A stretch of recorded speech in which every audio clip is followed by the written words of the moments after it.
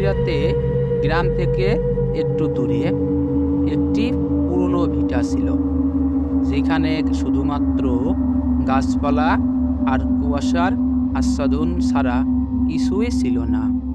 সেই ভিটায় প্রায় 100 বছর পুরনো একটি পরিত্যক্ত বাড়ি দাঁড়িয়েছিল।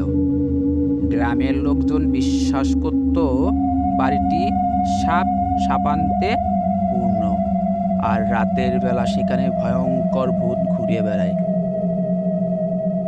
একদিন শহরের এক পর্যটক আদিত্য গল্প শুনে বাড়িটি দেখতে যাওয়ার সিদ্ধান্ত নিল। রাত পড়ে গেলে সে একটি টর্চ লাইট নিয়ে বাড়ির দিকে রওনা হলো। বাড়ির কাছে পৌঁছাতেই তার হৃদস্পন্দন দ্রুত হতে লাগলো। বাড়ির দরজা খুলল এক চিৎকারে, যেন কেউ অভ্যন্তরে অপেক্ষা করছিল।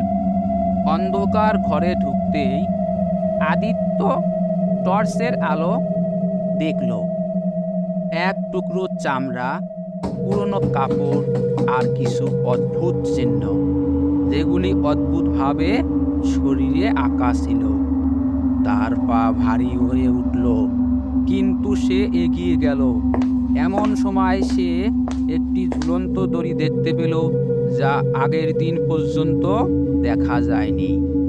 হঠাৎ করেই ঠান্ডা বাতাসের সাথে ঘরটি এক ভয়ঙ্কর চিৎকারে পূর্ণ হয়ে উঠল। আদিত্য বুঝতে পারল যে সেই চিৎকার কোনো সাধারণ আওয়াজ নয়, বরং সেই ভূতের আত্মার আওয়াজ, যারা বহু বছর আগে এখানে মৃত্যু হয়েছিল। আলো ফ্ল্যাশের মাধ্যমে আদিত্য দেখতে পেল একটি ভূতাত্মা, যার চোখে ছিল অসীম বেদনা এবং ক্ষোভ। ভূতের দিকে তাকিয়ে আদিত্য বুঝল যে ওই আত্মা তার মৃত্যুর প্রতিশোধ নিতে ফিরে এসেছে। আতঙ্কে আদিত্য পালিয়ে যাওয়ার চেষ্টা করল, কিন্তু সব কিছু যেন তার চারপাশে ঘুরতে লাগলো। তার সামনে ঘরটির দেওয়ালগুলো ছোট হয়ে আসছিল, যেন তাকে চেপে ধরার চেষ্টা করছে। মর্নিং লাইট আসার আগে আদিত্য কোনো মতে বাইরে বেরিয়ে এসে তার হৃদস্পন্দন বেগবান রেখে গ্রামে ফিরে গেল। পরের দিন সবাই জানতে পারল যে আদিত্য রাত কাটিয়ে ফিরেছে, কিন্তু তার চোখে সেই অদ্ভুত ভয়ও ছিল, যা সে কোনোদিন ভুলতে পারবে না।